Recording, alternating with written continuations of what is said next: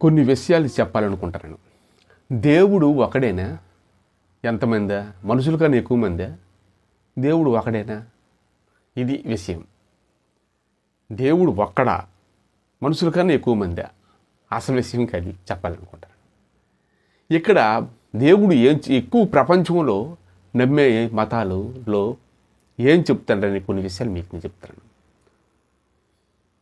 దేవుడు బైబిల్లో ఏంటంటే 10 ఆజ్ఞల్లో దేవుడు చెప్తున్న మాటలు ఏంటంటే, నేను తప్ప మరొక దేవుడు మీకు లేడు, నీళ్ళ కింద కానీ నీళ్ళ మీదనే కానీ దేని రూపమును మీరు చేసుకోనకూడదు అని చెప్పిస్తాడు. ఎందుకంటే రూపం అనేది దేవుడు తయారు చేశాడు. మానవుడిని తయారు చేసినప్పుడు కూడా రూపం మాయం. ఇప్పుడు కనబడి అప్పుడు మాయం వేదో కళ లాంటిది రూపం. రాత్రి కళ వస్తుంది, ఉదయం ఏంటో మనం చెప్పలేం. పడుకున్న రూపం కనబడుతుంది. ఇవన్నీ ఏంటి? ఆత్మ కూడా రూపంలాగా మారి మనిషితో మాట్లాడాలి. రూపానికి ఆత్మకి సంబంధం. అయితే దేవుడు అనేది రూపం లేదు, మానవుడికి రూపం ఉంది. ఎందుకంటే దేవుడు మానవుడిని తయారు చేశాడు. మనమే దేవుడిని తయారు చేయలేదుగా. దేవుడు మాత్రం మనం తయారు చేశాడు, మనం మాత్రం దేవుడిని తయారు చేయలేదు. కాబట్టి ఆదికాండంలో చూసుకుంటే బైబిల్లో భూమి నిరాకారంగా ఉండును, శూన్యంగా ఉండును, అగాధ జలముల పైన దేవుని ఆత్మ అల్లాడుచున్నది. నీరు మీద దేవుని ఆత్మ అల్లాడుచున్నది. వాటర్ మీద, అగాధ జలముల పైన, జలం అంటే నీరు, దేవుని ఆత్మ అల్లాడుచున్నది. ఆ ఆత్మే మానవుని తయారు చేద్దామని వచ్చి మానవుని తయారు చేసి భూమి మీద సృష్టించాడు. ఇక్కడ సింపుల్గా మీకు అర్థం అవ్వాలంటే ఈ భూమి మీద ఉన్న మతాలు ఏంటో ఒకసారి మతాలు చెప్తా ఓవరాల్గాను. మన ఊర్లో పుట్టాము, మనిషి పుట్టింది చచ్చింది చిన్న మధ్యలో ఒక గీటే. ఇంత చిన్న దీంట్లోన అలా ఎక్కడ పుట్టాడో అక్కడే ఉండి అక్కడే తాగి అక్కడే తిని అక్కడే చచ్చిపోవడం కాదు. కానీ ఒకసారి కళ్ళు తెరిచి చూడాలి. ఇప్పుడు పందిలాగా మనం జీవించకూడదు. పందికి చిన్న లెక్క ఒకటి ఉంది. పందిని ఒకడు పెంచాడంట. దాన్ని ఎప్పుడు కూడా అది పైకి చూడలేదు. సరే ఒకళ్ళు అమ్మేశాడు ఆయన. వాళ్ళు కొనుక్కున్నప్పుడు అది దొరకట్లేదు వీళ్ళకి. 4 కాళ్ళు కట్టేసి ఒక కర్ర కట్టేసి మోసుకుని వెళ్తున్నారు సంప్రదాయానికి అని. అప్పుడు మీదకి పంది ముఖం చూసిందట ఆకాశం వైపు. ఓహో, పైన ఆకాశం అటు ఉందా అని తెలుసుకుందట. ఓహో, ఎంతవరకు తెలియదే, ఇంకా 4 రోజులు బతుకుదుము, ఏంటిది సంపడానికి తీసుకెళ్ళిపోతున్నారు, చూసి ఆనందించం అనుకుంది. కానీ ఆ సంపడానికి తీసుకెళ్తున్నప్పుడు చూసింది. అలాగే మానవుడు దేవుడు నరకానికి వెళ్ళే టైం అప్పుడు దేవుడా అంటే దేవుడు రాడు. ముందు నుంచి నాకు దేవుడు ఎవరో తెలియదేవుడు చెప్పలేదు అంటారు. ఎందుకు చెప్పలేదు? యేసు భూలోకానికి వచ్చి నేను ఆత్మస్వరూపుని శరీర స్వరూపుని కాదు, మీరు చంపిన మొక్కలు చేసిన మళ్ళీ సమాధి నుంచి లెగుస్తాను అన్నాడు. యేసు ప్రభువే చెప్పాడు. క్రిస్టియన్స్ అంటే ఏంటి? క్రీస్తులా నడిచిన వాళ్ళు, క్రీస్తు నమ్మిన వాళ్ళే క్రిస్టియన్స్. మరి వెనక్కి వెళ్దాం. వెనక్కి ఎక్కువ చరిత్ర మతాలు ఎక్కడి నుంచి వచ్చాయి? ఈ భూమి మీద ఏవి ఎక్కువ ఉన్నాయి ఓవరాల్గా తెలుసుకోవాలి. మన ఊర్లో పుట్టాం, మన ఊరు సత్యం, ఇదే కులం ఇదే మతం అనేసుకుంటే ఎలాగవుతుంది? వెనక్కి చూడాలి. పంది వెనక్కి చూడలేదు. చనిపోయినప్పుడు ఆకాశం వైపు చూసింది. ఓహో, మీద ఒక ఆకాశం ఉంది, ఇంకా బ్రతుకుదును హ్యాపీగా, రోజు ఆకాశంలో మబ్బులు చూసి సొంత చేద్దాము అనుకోయింది అది. కానీ అప్పటికి టైం అయిపోయింది, తీసుకెళ్ళిపోయారు, అమ్మేశాడు ఆయన. అప్పుడు చూసింది పైకి, ఛాన్స్ లేదు. అలాగే దేవుడు ఉగ్రత, దేవుడు వచ్చేటప్పుడు దేవుడు ప్రకటించాడు, యేసుప్రభువుని చంపిస్తారు, ముక్కలు చేస్తారు. అయినా సమాధి నుంచి లేచాడు కదా. గెలిచిన వాడు పరుగులు పందాలు పరిగెడతాను. ఎవరు గెలిచారు? వాళ్ళకి కదా విన్నరు, ప్రైజ్ చేస్తారు. గెలవనాడు కాదుగా. మరణం నుంచి సమాధి నుంచి లేచినాడు ఆయన. కాబట్టి ఆయనే దేవుడే నమ్మిస్తారు. అంతే తెలివైన వాళ్ళు. తెలుగు తక్కువ నమ్మలేదు. ఇంకొన్న మూర్ఖులు అయితే నమ్మరు. వాళ్ళ కళ్ళంతా అలాగా చూసినా ఇది అగ్గిరా బాబు అంటే అదే ఎర్రగొంది కానీ అగ్గి కాదు అంటారు చాలామంది. అలాంటి వాళ్ళకి 4 చేతులు అగ్నిప్పులు వేసేయాలి, అప్పుడు నమ్ముతారు ఆ మంటల వల్ల. ఒక ఆయన సాధు సుందర్ సింగ్ గారు ఒక ఆయన ప్రశ్న అడిగాడంట. దేవుడిని నాకు చూపించవయ్యా అన్నాడంట. అయితే ఇలా రా అన్నాడు. దేవుడిని చూపించాలా నీకు అని అన్నాడు. అవును, నీకు చూపిస్తే నేను నమ్ముతానయ్యా, మీరు యేసు దేవుడు అవి దేవుడు అంటారు కదా అన్నాడు ఆయన. సరే కొద్దిగా ముందుకు రా అన్నాడు. పటేళ్ళు అక్కడ కూర్చాడు గోప మీద. అయ్యో నొప్పి అన్నాడు. ఏదో ఆ నొప్పిని చూపించవయ్యా అని అడిగాడు ఆ దైవజనుడు. ఎలా చూపించగలం? అలాగే దేవుడిని నేను ఎలా చూపించగలనరా? ఎవరు నమ్మితే వాళ్ళకి తెలుస్తుంది. అని చెప్పాడు ఆయన.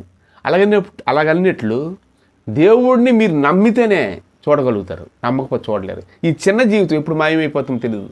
నీటి బుడగ లాంటిది యాకోబు పత్రికలో ఉంటుంది. అడవులో వికసించిన పువ్వు లాంటిది, అప్పుడే వికసించి అప్పుడే మాయమైపోద్ది అంట. నరును ఈ శరీరం,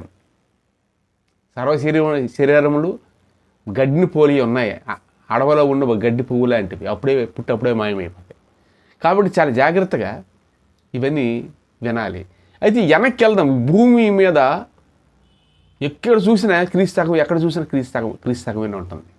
ఎవరు పుట్టినప్పుడు కూడా ఎలాగొచ్చింది అని ఆలోచన రాలేదా? అమెరికా వెళ్ళండి, నువ్వు ఎప్పుడు పుట్టింది క్రీస్తకం 2022 అంటాడు వాడు, 2000 లేకపోతే 1990 అంటాడు ఒకడు, 80 అని అంటాడు. ఇలాగని ప్రతి వాళ్ళు చెప్తారు. ఎలాగొచ్చిందని ఆలోచన రాలేదా? క్రీస్తు అనేది భూమి అంతా తెలిసిందంటే అంత గొప్ప దేవుడు, అంత పేరైనాడు.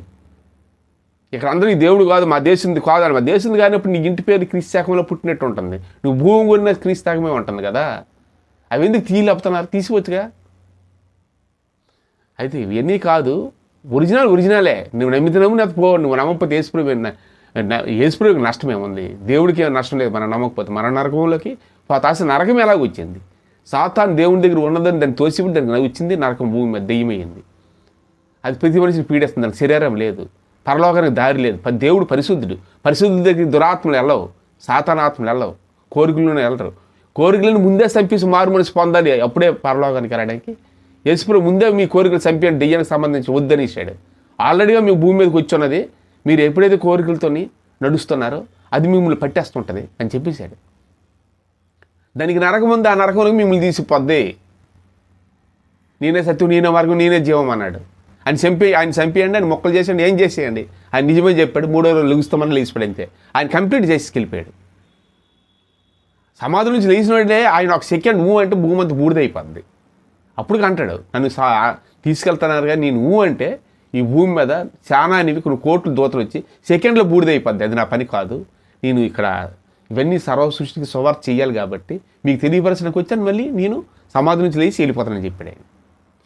మళ్ళీ రెండో రాకడ వచ్చేటప్పుడు చాలామంది గుండు కొట్టుకుంటారంట, అయ్యో నేను దేవుడు నమ్మలేదు, అగ్గిలోకి వెళ్ళిపోతానని.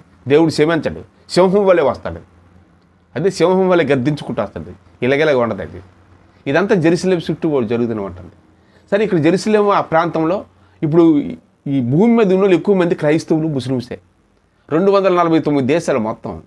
ఇందులో 160 దేశాలు క్రైస్తవులే, 60 దేశాలు ముస్లిమ్సే. అసలు ముస్లిమ్స్కు క్రైస్తవులకు తండ్రి ఎవరు? అబ్రహాం గారు. వాళ్ళు ఇబ్రహాం అంటారు. అబ్రహాం గారికి 2 భార్యలు, ఒకరు సారా, ఒకరు హాగరు. పిల్లలు ఇస్మాయిల్ గోత్రాలలో వాళ్ళు ఇంకో దిశలపై ఒరిజినల్ దేవుడిని తీసుకెళ్ళి వాళ్ళు ఇంకేది నమ్మరు.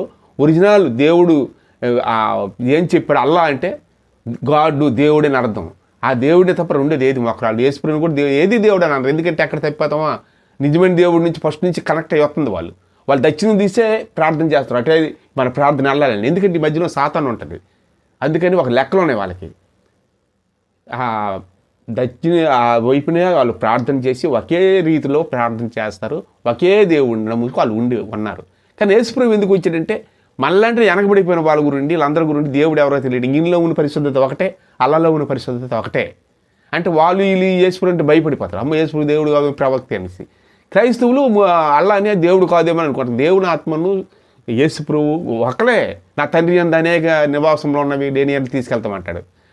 నువ్వు దేవుడు ఏరినట్టు నేను దేవుడిని అంటాడు. నా తండ్రిని చూస్తే నీకు తెలియదా అంటాడు. తండ్రి పరిశుద్ధుడు అంటే ఎవరు? అల్లా పరిశుద్ధుడు కదా.